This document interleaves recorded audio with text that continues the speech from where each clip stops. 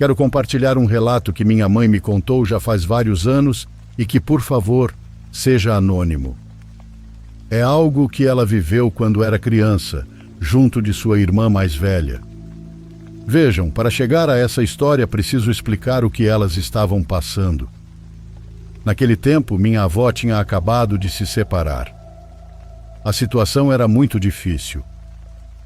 Ela decidiu se afastar da cidade onde viviam para escapar do meu avô, que era um homem terrível, e tentar começar de novo com suas 2 filhas. Tinha que sustentá-las sozinha, então assumiu 2 trabalhos diferentes e quase nunca estava em casa, nem mesmo à noite. Minha mãe tinha 8 anos e minha tia 10. Eram muito pequenas, mas sabiam se cuidar bem. Um conhecido da família, para ajudar, lhes emprestou uma casa. Uma casa velha, muito simples, com apenas um par de camas e um sofá na sala. Não era muito, mas era o suficiente para sobreviver. Ela havia ficado anos desabitada, mas quando entraram, reconheceram ali algo mais que um lar. Reconheceram um refúgio, o que tanto lhes faltava. Minha mãe sempre diz que desde que entraram sentiram que a casa tinha uma tristeza estranha. No começo atribuíram isso à situação de ter deixado sua cidade, Buenos Aires, seus amigos e até mesmo meu avô. Por mais cruel que tivesse sido, ainda era o pai delas, e toda aquela mudança doía. Então tentaram se acostumar e se adaptar. Faziam a lição de casa, esperavam minha avó quando podiam e se acompanhavam uma à outra. A família se uniu muito, e agora eram as 3 contra o mundo. Mas numa noite aconteceu algo que minha mãe nunca esqueceu. Era a véspera do seu primeiro dia na nova escola. Ela e minha tia estavam na cama, animadas e nervosas, arrumando suas coisas para o dia seguinte. Iriam para uma escola diferente, com pessoas que não conheciam. Era aquele tipo de nervosismo bom, porque todos nós gostamos em algum momento dessa oportunidade de recomeçar. Lá fora estava tudo em silêncio. De repente, ouviram a porta da casa se abrir. Não se assustaram porque imaginaram que fosse minha avó que talvez tivesse saído mais cedo do trabalho. Depois escutaram passos atravessando a sala rapidamente e indo direto para o banheiro. O estranho foi que não ouviram minha avó cumprimentar, como sempre fazia, nem ir ver como estavam, e isso lhes causou um pressentimento. As 2 se olharam, levantaram-se com cuidado e foram até o corredor. Tudo parecia em ordem. A porta estava fechada e o silêncio igual de antes. Só que o banheiro estava entreaberto com a luz apagada e dentro dele alguém chorava. Era um choro muito feio, cheio de tristeza. Minha mãe lembra que ficaram paradas diante da porta, sem saber se entravam ou não. Queriam acreditar que era sua mãe, mas ao mesmo tempo sabiam que aquele choro não soava como o dela. Era mais profundo, mais doído, como se a pessoa estivesse se despedaçando por dentro. Com muito medo, empurraram lentamente a porta. O som ficou mais nítido. Era um choro desesperado, tão intenso que feria os ouvidos. Com as mãos tremendo, procuraram o interruptor e assim que acenderam a luz, o choro continuou por 2 segundos e de repente cessou. Silêncio total. Não havia ninguém, absolutamente ninguém no banheiro. Minha mãe conta que até olharam atrás da cortina, dentro do chuveiro, atrás da porta, e nada. Só restava aquele eco em suas cabeças, como se ainda estivessem ouvindo. E é que realmente tinham ouvido perfeitamente aquele choro bem diante delas, como se alguém invisível estivesse ali chorando. As 2 se olharam e concluíram que não podiam contar nada para a mãe. Não queriam que ela se preocupasse, que não pudesse mais deixá-las sozinhas, ou que sentisse que precisava procurar outro lugar para morar quando tinham acabado de conseguir aquele. Naquele momento, não podiam sequer pensar em dívidas, então prometeram guardar o segredo e nunca contaram nada. Mas a partir daquela noite, a casa nunca mais foi a mesma. Escutavam vozes baixas que se confundiam com o vento. Às vezes sentiam que alguém caminhava pelos corredores quando estavam sozinhas. Nunca mais ouviram o choro tão claramente como daquela vez, mas sentiam e sabiam que a presença ainda estava lá. Um dia chegou e decidiu ficar, talvez atraída por tanta tristeza. Minha mãe diz que até hoje consegue se lembrar perfeitamente de como soava aquele choro dilacerante, triste, que parecia vir do coração de alguém sofrido. Ela e minha tia decidiram não contar nada, e só muitos anos depois, quando me contou, quebrou essa promessa. Ainda assim, sua voz se embargava. E eu não consigo evitar de imaginá-la, porque seus olhos ficaram marejados ao lembrar. O que foi que entrou naquela casa? O que foi que chorava naquele banheiro escuro? Já faz muito tempo, então acho que nunca vamos saber.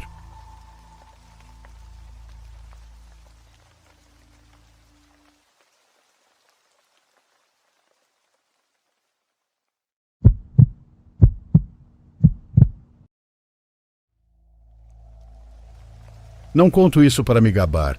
Faço isso porque ainda me arde por dentro e porque quero que saibam que a bruxaria não é um jogo.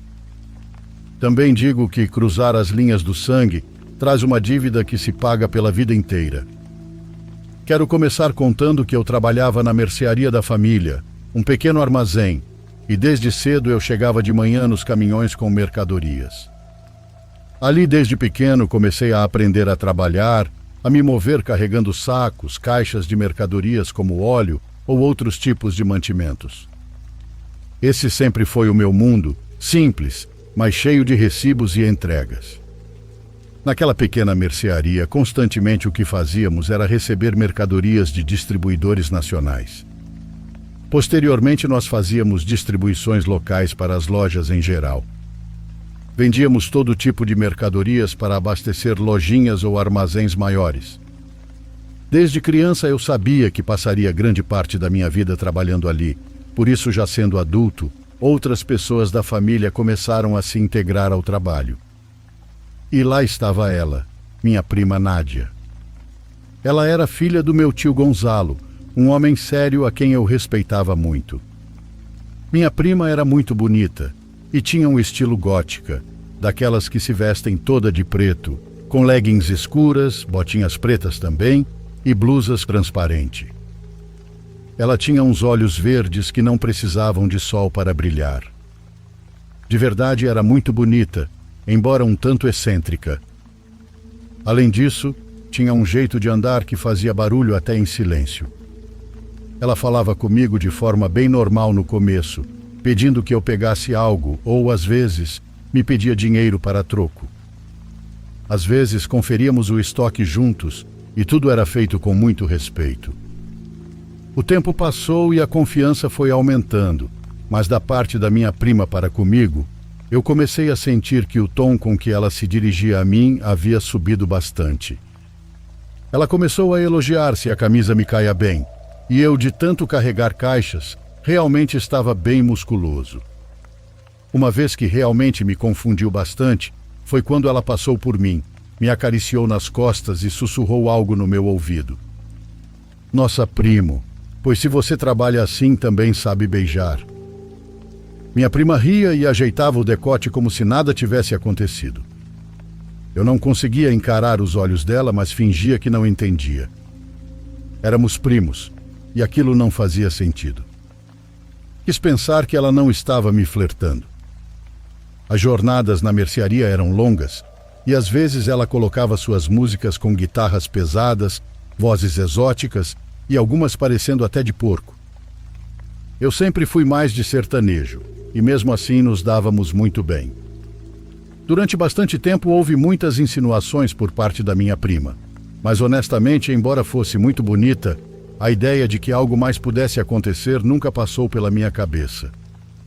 Eu mantinha a linha do sangue onde devia e não estava disposto a cruzá-la.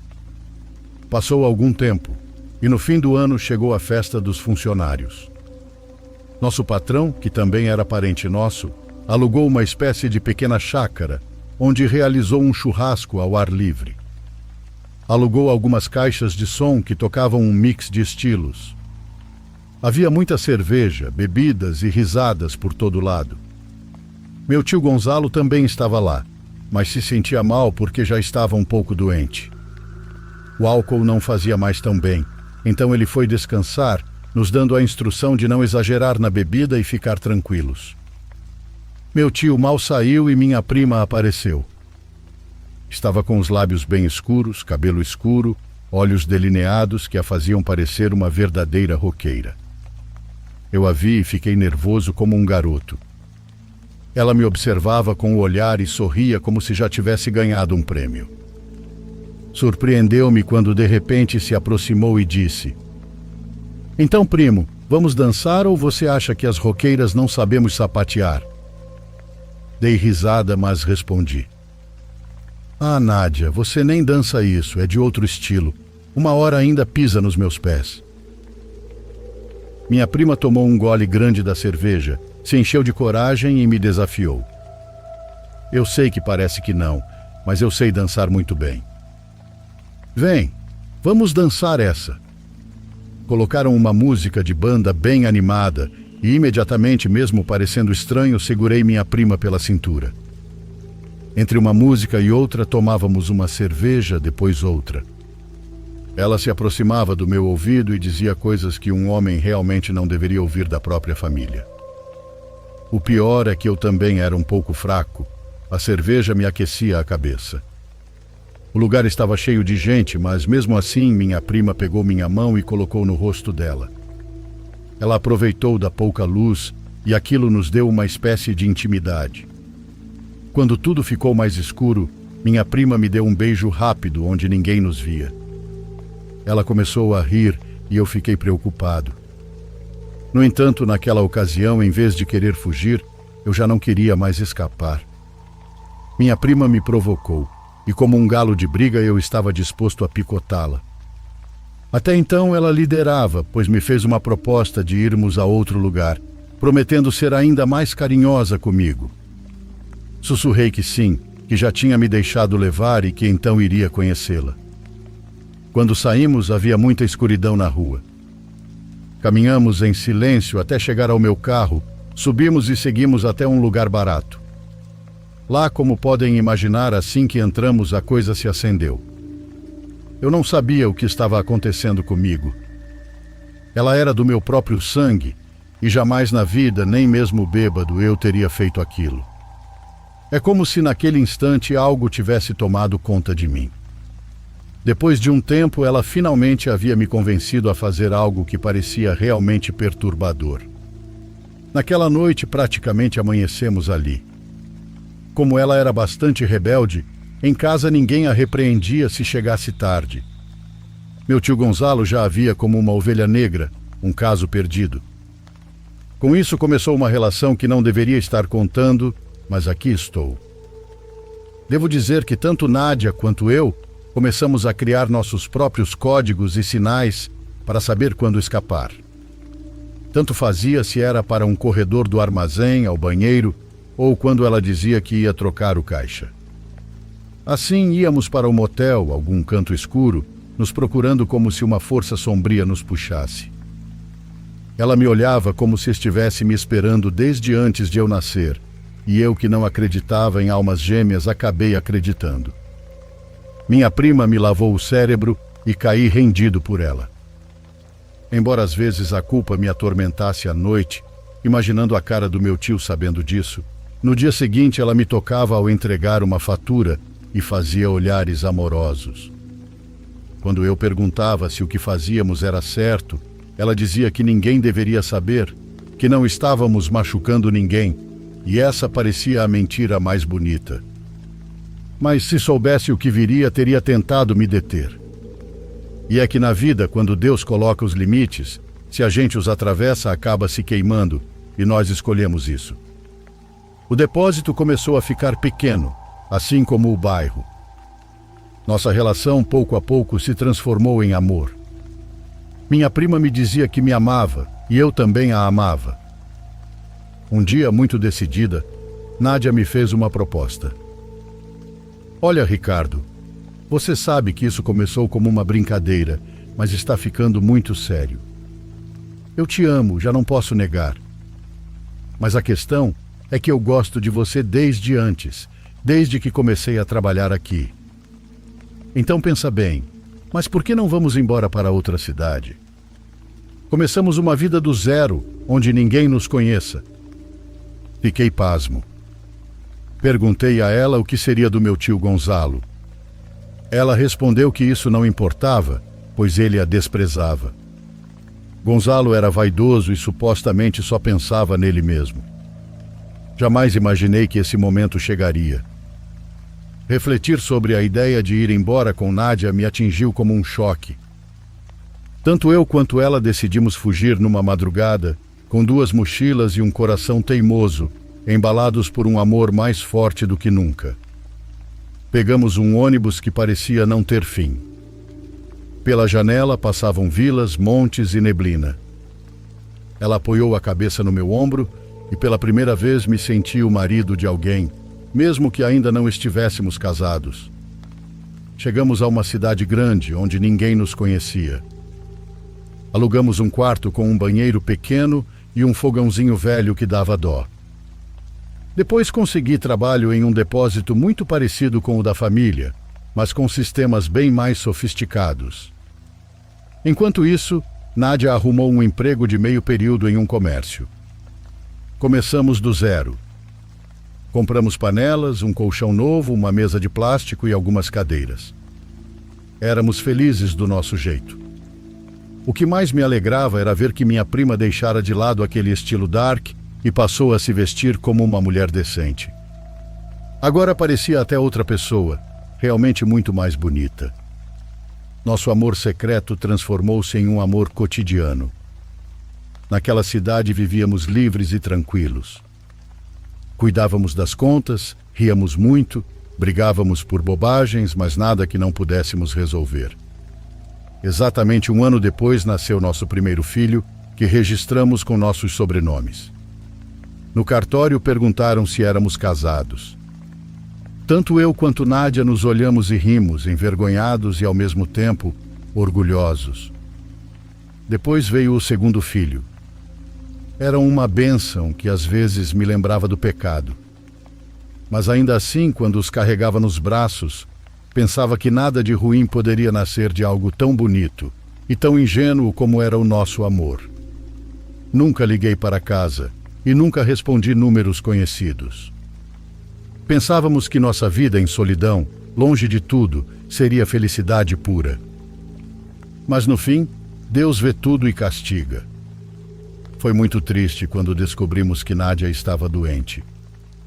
Os sintomas começaram com cansaço, olheiras e febres ocasionais. No início deixamos por conta da sorte, achando que era apenas esgotamento. Mas quando as coisas pioraram, foi hora de fazer exames. O médico nos revelou a verdade com palavras difíceis e um tratamento que deveria ser longo. Nádia, firme, disse que seguiríamos em frente, que enfrentaríamos aquela luta contra o câncer. Nosso quarto se encheu de velas brancas, uma foto dela e muitas orações. Mas as coisas não eram fáceis. Nádia estava morrendo porque o tratamento não surtiu efeito. Afundamos em uma profunda depressão. Eu não sabia o que fazer e morria por dentro junto com ela. Mas Nádia me implorava que fosse forte, pois quando ela partisse eu ainda teria de cuidar das crianças. Uma noite, quando já estava muito mal, a luz acabou. Apenas a iluminação da rua entrava pela janela. O momento parecia um vazio na existência, como se o tempo tivesse parado. Foi ali que ela segurou minha mão e me confessou algo. Jamais imaginei que as coisas fossem terminar assim, Ricardo. Me sinto muito cansada e sei que vou morrer. Já perdi a esperança. Antes de partir, quero te dizer algo que talvez você não goste, ou que mude a forma como vê os últimos anos comigo. Talvez você me odeie, mas preciso ser honesta. Nosso amor não foi natural, Ricardo. Eu te prendi com bruxaria. Foi por isso que você se apaixonou por mim, por isso que cedeu à tentação de estar comigo. Sei que de outra forma você não teria feito isso. Você sempre foi bom e jamais teria sido desleal com meu pai. Acredite, sinto culpa e tristeza, mas nunca fiz por mal. Como você sabe, sempre fui fiel.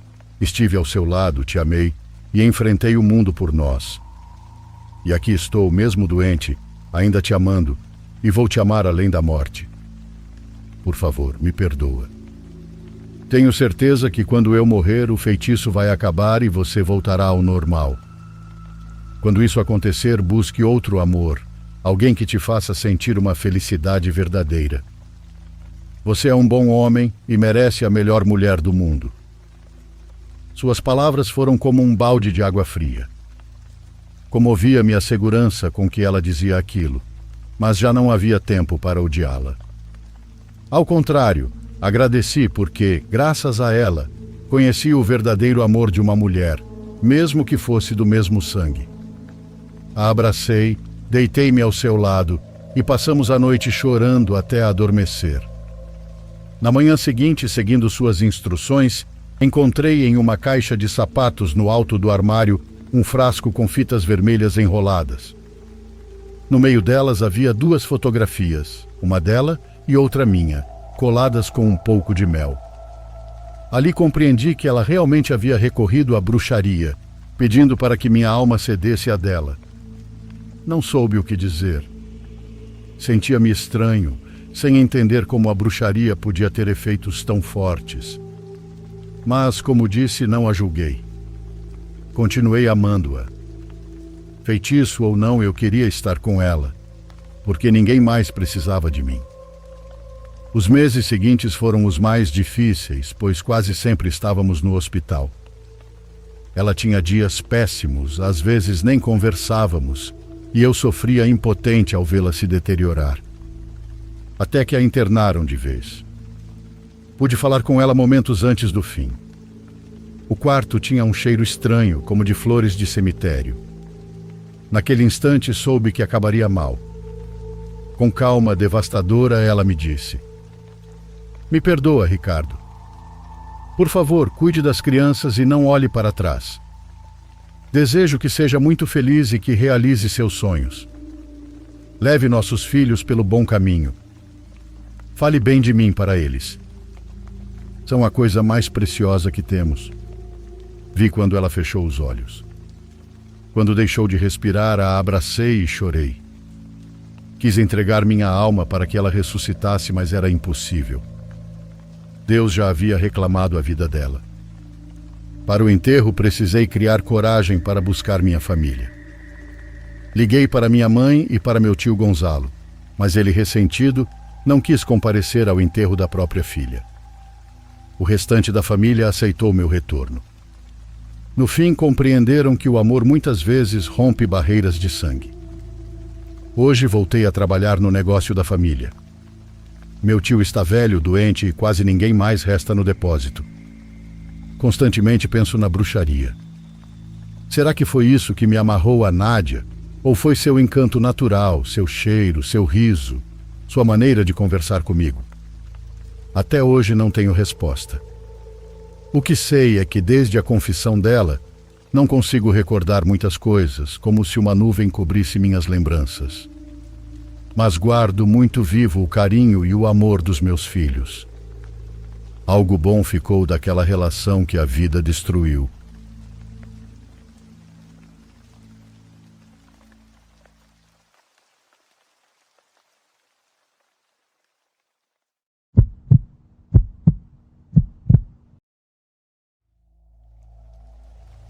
Numa noite em que eu não conseguia dormir, já de madrugada, me deparei com uma transmissão ao vivo daquelas que fazem em lugares abandonados. O criador estava transmitindo de dentro de um prédio antigo, onde anos atrás havia acontecido um incêndio trágico. Muitas pessoas ficaram presas, sem conseguir sair. Por alguma razão, desde o momento em que encontrei aquela live, não consegui tirar os olhos da tela. Em certo ponto, o criador de conteúdo tirou de sua mochila uma tábua Ouija e disse que tentaria se comunicar com as almas presas naquele lugar. Após suas palavras, ele acendeu uma vela e posicionou a câmera fixa sobre a tábua. Assim que colocou os dedos sobre o ponteiro, este começou a se mover violentamente.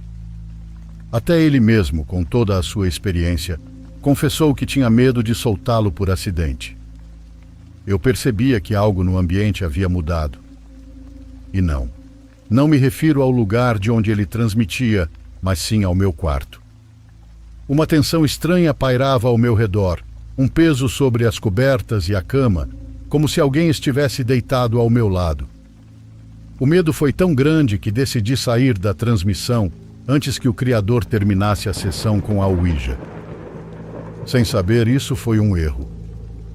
Na manhã seguinte eu me sentia esquisito. Minha casa também parecia diferente.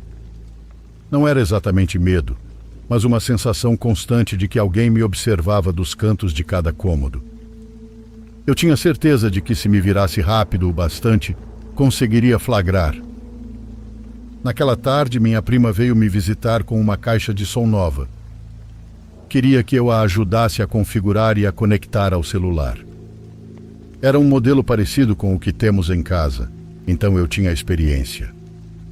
Conectei o aparelho na tomada, liguei e em seguida ativei o modo Bluetooth. A clássica voz robótica soou, confirmando que o modo havia sido ativado.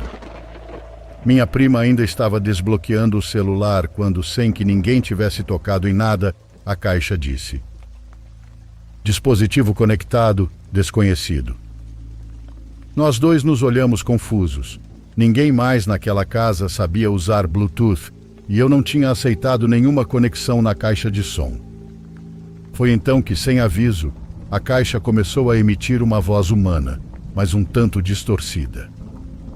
Era como um sussurro suave, direto e arrepiante.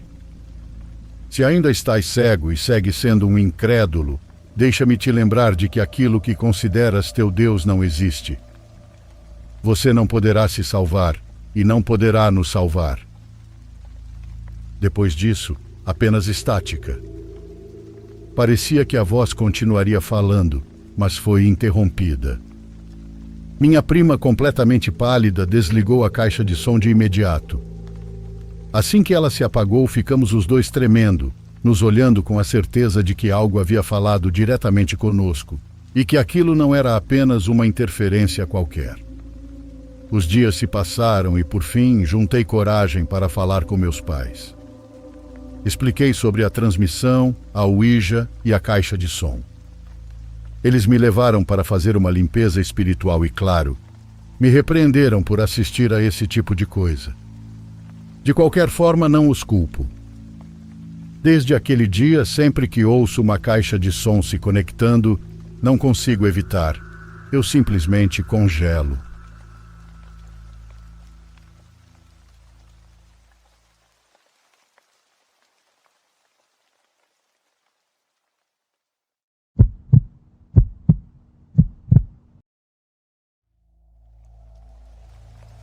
Meus avós tinham uma propriedade no leste do Kentucky, com cerca de 40 acres de mata selvagem. Meu pai dizia que estava na família desde os anos 20, mas não tenho certeza disso. Era uma cabana de 2 quartos que eles construíram nos anos 50, e embora fosse bem precária, a terra em si era deslumbrante.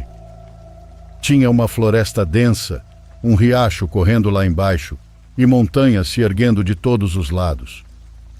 Íamos para lá todo verão quando eu era criança. Passávamos algumas semanas correndo soltos, enquanto os adultos ficavam na varanda contando histórias. Uma história que eles nunca contavam quando éramos pequenos era sobre a bruxa. Só ouvi falar dela quando tinha 15 anos, já grande o bastante para o meu avô achar que eu não me assustaria e faria alguma besteira. Estávamos sentados ao lado do fogão depois do jantar, só nós dois, vendo os vagalumes surgirem. Ele ficou em silêncio por um tempo e do nada perguntou se eu já tinha ido para além da cerca velha no lado norte da propriedade. Eu não tinha. Aquela cerca ficava a quase 1 quilômetro de caminhada ladeira acima, por uma mata fechada, e não havia nada lá em cima que valesse a pena para uma criança. Além disso, ele sempre dizia para ficarmos longe daquela área, afirmando que era muito fácil se perder. Bom, ele disse, Continue ficando longe de lá. Quando perguntei por quê, ele se calou de novo. Então me contou sobre a mulher que vivia mais acima na montanha. Segundo meu avô, havia uma velha morando naquelas montanhas desde antes dele e da minha avó construírem a cabana em 51. Ninguém sabia exatamente onde ficava a casa dela. A floresta era muito fechada e o terreno muito acidentado para explorar por acaso, mas todo mundo da região sabia que ela estava lá e sabia que era melhor manter distância. Chamavam ela de bruxa, disse, sem olhar bem para mim. Não sei se era isso mesmo, mas sei que ela não gostava nada de gente entrando nas terras dela. Ele me contou que no começo dos anos 60 tinha saído para caçar com seus cães, 2 Blue Tick chamados Ranger e Duke. Eles pegaram o rastro de alguma coisa e dispararam montanha acima antes que ele pudesse chamá-los de volta. Ele o seguiu pelo som da matilha por um tempo, mas os latidos foram ficando cada vez mais distantes, indo para além do ponto mais longe que ele já tinha ido. No fim, teve que voltar. Estava escurecendo e o terreno se tornava perigoso. Os cães nunca voltaram para casa. Ele procurou por eles durante 3 dias, chamando sem parar. Nunca mais os encontrou. Nem sequer ouviu os latidos deles depois daquela primeira noite. Cerca de uma semana depois, encontrou as coleiras deles penduradas no seu poste de cerca. Só as coleiras, nada mais. Tinham sido cortadas com algo afiado.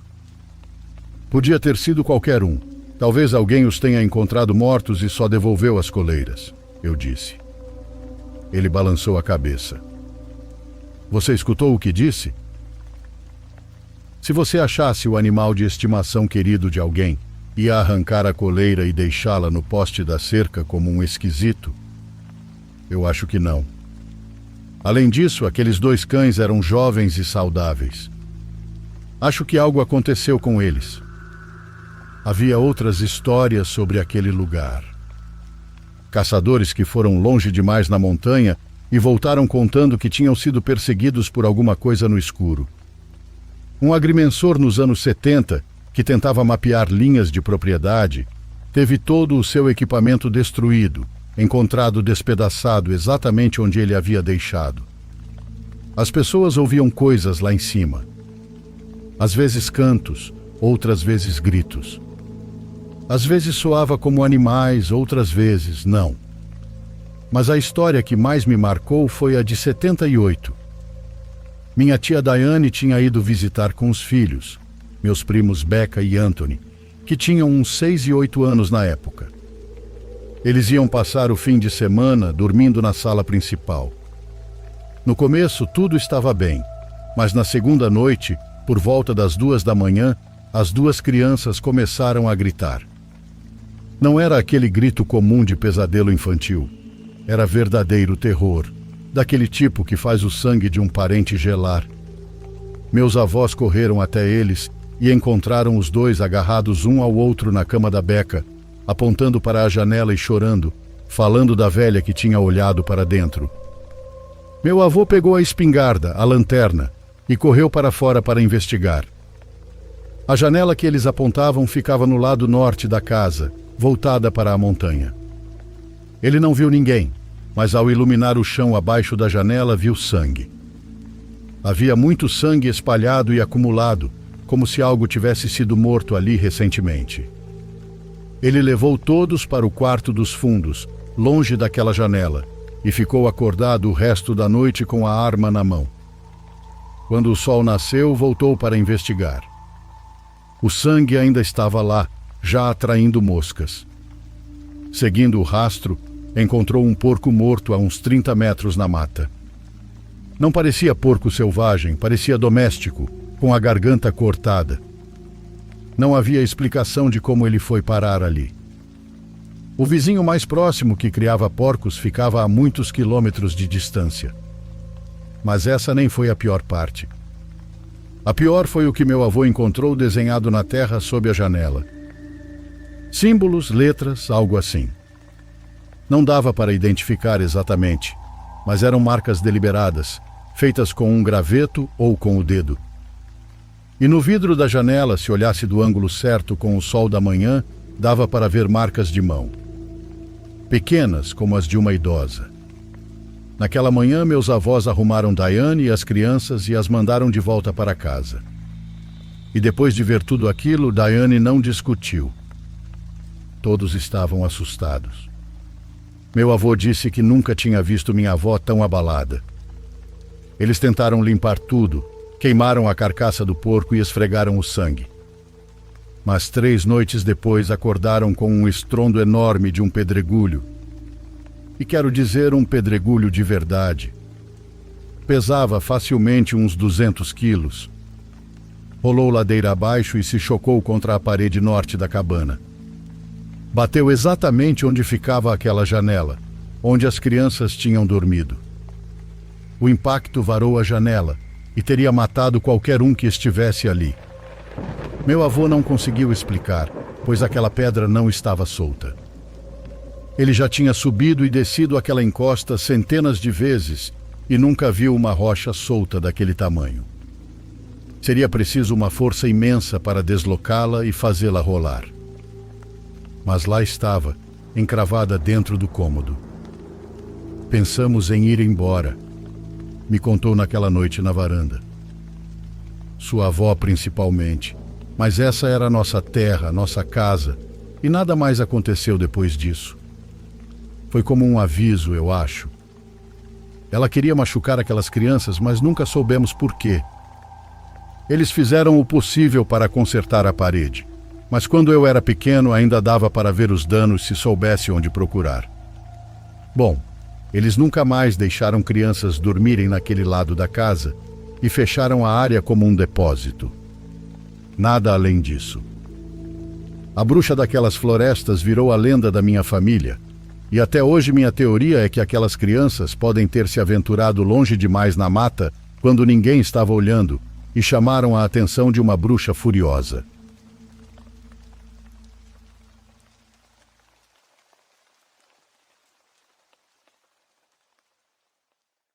Por favor, curta e se inscreva se você estiver gostando. Agora continuamos.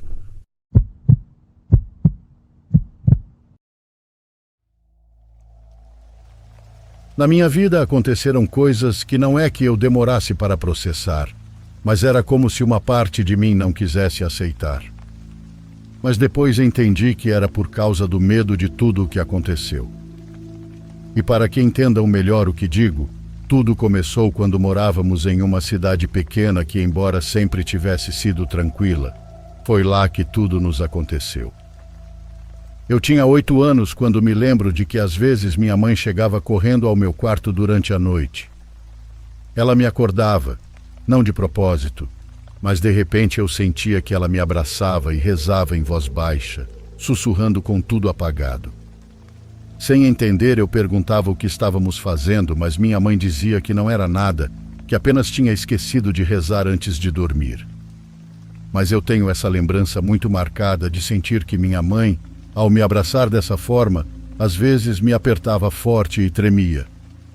Logo depois eu ouvi alguém falando lá fora. Nunca entendi direito o que diziam, mas eram vozes de mulheres conversando do lado de fora da casa. Isso aconteceu várias vezes e sempre era igual. Mamãe me abraçava rezando baixinho, as mulheres lá fora, sempre muito tarde da noite, e só quando papai estava viajando. Porém, houve uma vez em que acordei de novo, mas dessa vez não foi mamãe, e sim uma mulher falando comigo pela janela da sala. Meu quarto ficava nos fundos, a casa não era tão comprida, mas minha cama estava numa posição que, se a porta estivesse aberta, eu conseguia ver a janela da sala. E foi de lá que a mulher me chamou. Eu me sentei na cama, sem imaginar nada de ruim, achando que estavam falando comigo por alguma razão qualquer. Talvez precisassem de ajuda, talvez estivessem procurando minha mãe. A mulher dizia: "Ei, menina, vem." E quando saí andando do quarto, passando pelo da minha mãe, ouvi que ela estava como se tivesse um pesadelo, gemendo muito, daqueles ruídos que se faz com a boca fechada. Fiquei parada na porta olhando para ela, prestes a entrar, quando a mulher lá fora levantou a voz e me ordenou que obedecesse e fosse com ela. Quando olhei de novo, não era apenas ela. Vi mais silhuetas de mulheres do lado de fora da casa. Corri para dentro do quarto da minha mãe, subi na cama e comecei a sacudi-la para que acordasse. Mas quando olhei, ela já estava com os olhos abertos. Ao tocá-la no rosto, ela se levantou da cama, me segurando pelos braços, e soltou um suspiro tão profundo que parecia não respirar havia muito tempo. Ela não disse nada, apenas se levantou correndo, foi até a sala e começou a gritar um monte de coisas. As mulheres lá fora começaram a gritar também, mas de forma terrível. Por um momento, pensei que minha mãe tivesse batido nelas ou feito algo, porque os gritos eram horríveis. O que mais gravou na minha mente foram esses gritos, e como iam ficando cada vez mais distantes, como se cada uma daquelas mulheres tivesse corrido para uma direção diferente na rua. Nessa noite, minha mãe voltou para mim tremendo, acendeu a luz e começou a examinar meu corpo, perguntando se eu tinha chegado perto delas. Eu estava apavorada, mas já começava a entender que aquelas mulheres eram más, então disse que não tinha dado atenção, que só me levantei. Depois que terminou de rezar segurando minha mão, ela disse: "Olha, de jeito nenhum se atreva a obedecê-las e nunca vá atrás delas. E também nunca se afaste de mim na rua, elas são bruxas." Minha primeira reação foi começar a chorar. Me assustou tanto ouvir minha mãe dizendo aquilo.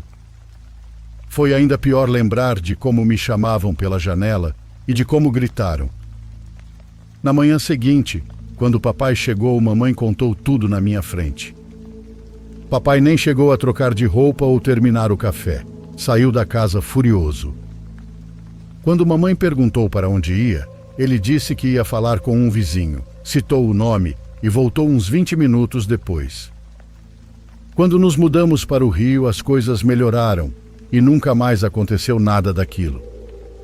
Com a empolgação de ter uma casa nova, um quarto maior, eu esqueci do assunto das bruxas. Quer dizer, até crescer, quando mamãe me contou que naquela ocasião não foi por acaso. Ela disse que minha avó, a quem nunca conheci, era a responsável por aquilo. Embora não fosse culpa dela, foi o que atraiu aquelas mulheres até a nossa casa.